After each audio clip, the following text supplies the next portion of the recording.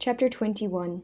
Everywhere I looked as I came into Harrisburg, there was a disturbing sense of déjà vu, a feeling of strangeness, of alienation, which utterly failed to disguise the fact that what I was seeing was all too familiar. Paris, where my parents had met, Leningrad, my own Russian city, now this place, a town where every turning led back to my past. I was like an amnesiac who builds up a new life only to find it repeating the first. Market Street was still there, but looking seedy and grim. Pomeroy's held on, but the old Capitol Theater had finally expired, drowned in a miasma of kung fu movies and stale popcorn smells.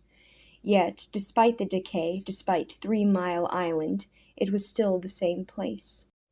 In the years when we'd had that cabin in the Tuscarora, it had represented something special to me, a sort of benchmark for American normalcy. Having been brought up either outside the country or in Washington, I think I took Harrisburg as representative of the places where ordinary people lived. The broad, lazy Susquehanna, with the early morning mist rising around its islands, and the long run of solid middle-class homes out on 2nd Street, united in my mind the America of the pioneers and of the America of Ike. How could such a place be the scene of the crime? Yet it must be, since I was returning to it. And if it was, what had been the crime, and who had committed it? But I put those questions on hold. For one thing, I was still tired after the flight back from Paris. It was 10 in the morning as I drove into town, but God only knows what time my body thought it was. Some hour, in any case, when my eyes ought to have been decently closed rather than blinking back a cold drizzle on Market Street. And there were other considerations as well. Brightman's safe deposit box held an immense fortune, a fortune that rightly belonged to May, or so I supposed, but I also hoped that it might contain the answers to a few of my questions, and for that reason I wanted to be the first one into it, which meant, in turn, that I was going to commit fraud. But impersonating Brightman might not be so easy. A Canadian driver's license and a foreign birth certificate weren't the best identification in the world, so I was keeping my fingers crossed. The bank, when I reached it, didn't do much for my nerves. Guarded by fluted Greek columns, it had the air inside of a proud, prosperous Victorian railway station. Huge fans turned slowly beneath the domes of its high vaulted ceilings, and aisles of red velvet ropes led you up to the tellers.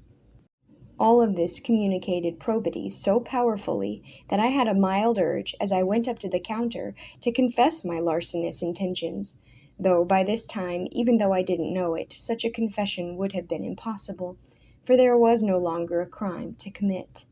My request to get into Brightman's box, accepted routinely, quickly produced a frown, looks, and whispers, then professional concern, and finally profuse apologies delivered by a civil young man named Mr. Corey.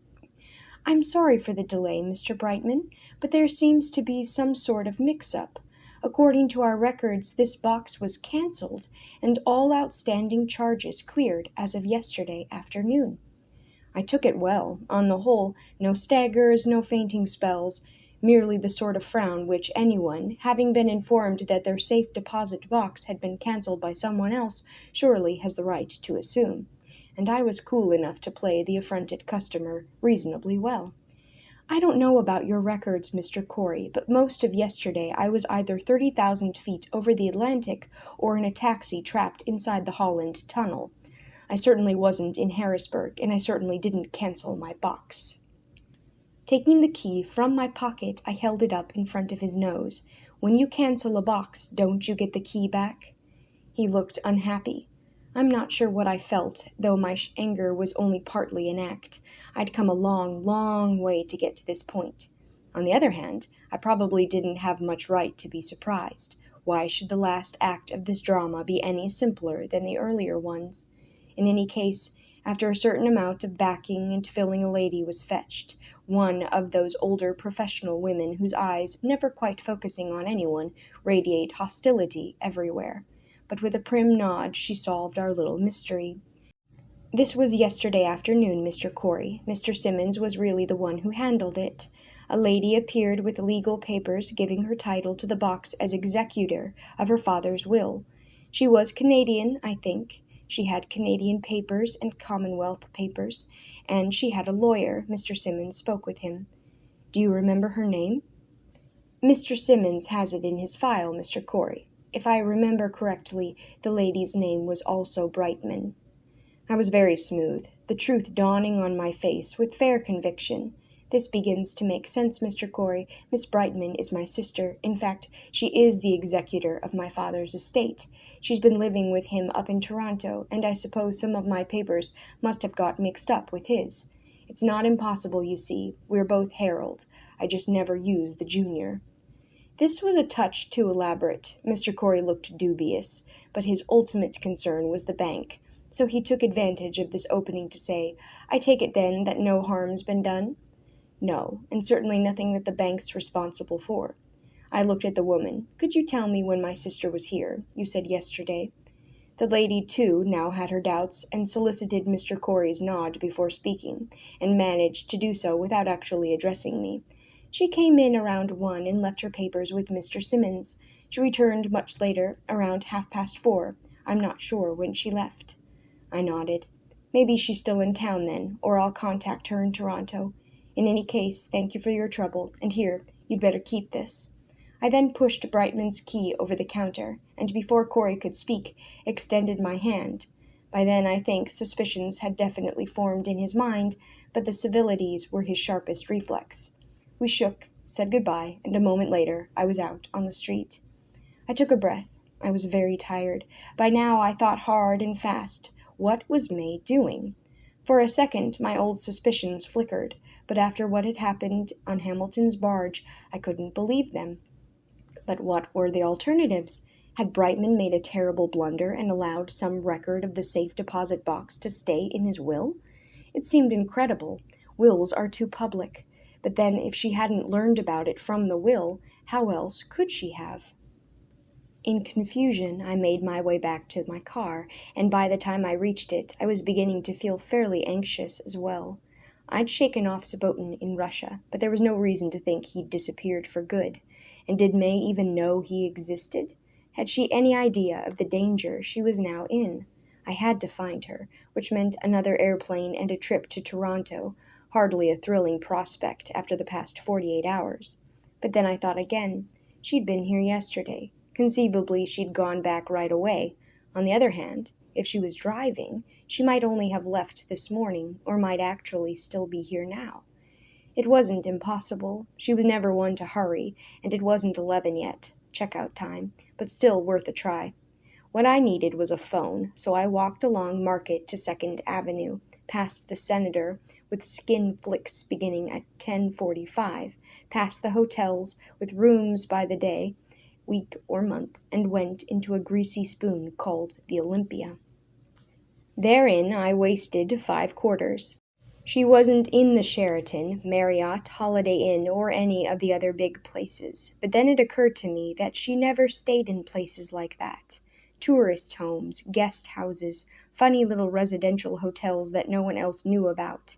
They were what she liked. A number of candidates came to my mind, but they were the kind of places you do better to visit in person. So I went back to my car, drove past Brightman's Bank again, and then straight through to the old railway station, where passengers now catch the Trailways bus. I parked, then walked back to Blackberry Street. On the corner of 4th stood the Alva. I couldn't think when I'd last been there, years ago. It was a big old place, 3 stories high and half the block wide. And the ground floor was taken up with one of those old family restaurants the fast food chains are killing. American food, plenty of regulars, the cops stopping by for their coffee, and the hotel, over the restaurant, had its permanents, mainly pensioners, and was used by people up at the Capitol when they couldn't get home during the sessions. Stepping inside brought back a flood of memories, for it had changed very little since my childhood. The same booths, but no jukeboxes.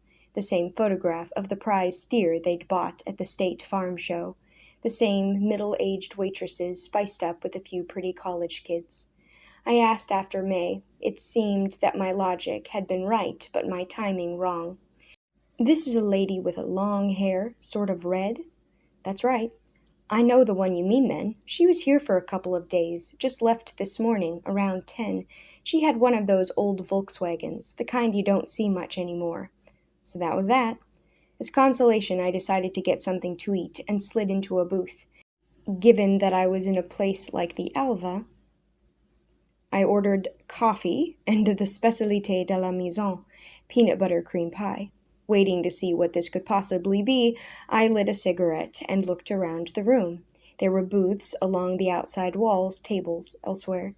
Coming right into the center of the room was a staircase from the second floor, the hotel. Washroom, said a sign, and pointed up. After a time, my pie arrived. It was astonishing, but also delicious. As I ate it, I listened to the pretty Chinese waitress flirting with a man in a caterpillar tractor cap a few tables over. "Oh, you," she exclaimed, dissolving in giggles. "You just behave." Another girl behind the counter was having trouble fitting a filter of coffee into the machine. Then a man came down the stairs from the second floor. He was zipping up his windbreaker and stopped halfway when the zipper got stuck. He worked it free and came down the last steps into the room. I could see him well now. It was Subotin, short, red-haired, that hard, narrow face. It was definitely him. With his hands thrust deeply into the windbreaker's pockets, he shouldered open the front door of the restaurant and passed into the street, while I, hand trembling slightly, set a fork of peanut butter cream pie back on my plate. Chance, as someone once said, is merely a nickname for providence, in which case this particular encounter was providential in many respects, such as the 1,000,000-to-1 shot that I'd been sitting there, and the 1,000,000-to-1 shot that he hadn't seen me. It was enough to take your breath away, but not so completely that I didn't have the presence of mind to get up and dash out the door. I was in time to see him crossing the road, heading for a large concrete parking garage on 4th. Relying on luck for another 90 seconds, I ran back to the station and fetched my car. Then I waited, breath held, because there might be a second exit from the garage, which I couldn't see. But the gods were still on my side, and after a couple of minutes, Subotin emerged and pointed a Chevrolet down toward the river.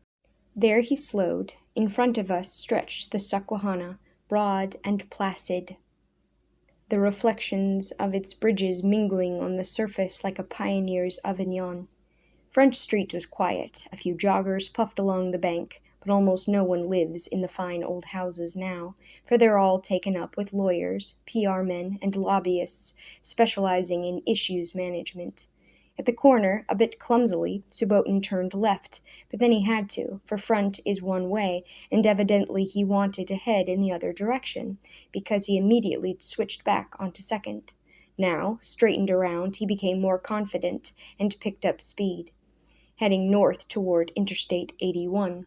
I stayed right behind him, and my brain started working. What was Subotin doing here? What had led him to the Alva? Had he simply been using the washroom, looking for May? Had he missed her, just as I had, or was he with her? It seemed so preposterous a notion, but then I realized something. I had absolutely no proof that he'd been to Russia at all. Maybe he'd come straight here from France. As my logic ran into these complications, we also hit the interchange, and I concentrated on my driving. Following the Marysville signs, Subotin got onto 81 South, a highway I know as well as any in the world, for if you stay on it, you'll end up in Washington. But Subotin didn't stay on it. Beyond Marysville, he swung north onto a side road, and if anything, this was a road I knew even better. It carried you through the Blue Mountains, across the Mahanoy Ridge, into the higher, rougher Tuscaroras beyond. In tandem, we wound our way across the peaceful, dun-colored slopes. At first, the settlements were almost suburban, expensive bungalows built along the ridges of the hills so they could enjoy the views of the valleys below. But soon we left the city behind. The woods thickened, the leaves had turned, and many trees were already bare, so that on the exposed faces of the higher hills, veins of silver gray wiggled through the rust and gold. After a time we slid into a valley. Here there were farms, the swaths cut by the combines neatly marking the contours of the fields, and marshaled around the crossroads were all American villages, with their steeples, picket fences, and shiny coats of white paint. I knew all these places. One by one their names came back to me, and every time I lifted my eyes, patches of landscape jumped out of the past, the way the road, darkly overhung by tall oaks, doubled back through this curve, a valley opening up to display every shade of Thanksgiving brown and gold, a scar of a rock on a hill. I did not need to summon memories. They were simply there, and as we entered the Tuscaroras themselves, I could hear my father explaining that the Tuscaroras were Indians, that they'd been driven from their own confederacy in North Carolina to join the Iroquois as the last of the famous Six Nations, that they were among the most advanced of the woodland tribes. Did they take scalps? I'd wondered. Maybe, he replied, but if they did, it was only because the white men, specifically the French, taught them how, just the way your mother took mine. At which we all laughed, and indeed, it became a family joke that my mother, born in Lyons, was a Tuscarora princess at heart.